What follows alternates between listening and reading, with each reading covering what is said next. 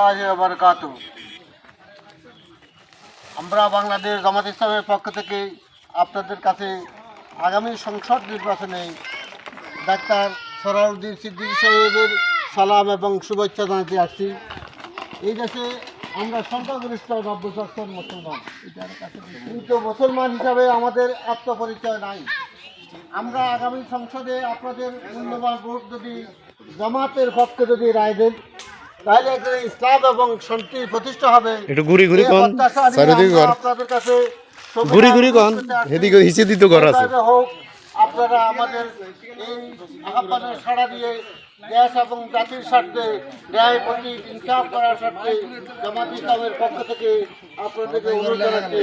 আপনারা অভিনয়ভাবে অনুরোধ করছি বাংলাদেশ জামাত ইসলামের পক্ষে। আসসালামু আলাইকুম ওয়া রাহমাতুল্লাহি ওয়া বারাকাতুহু।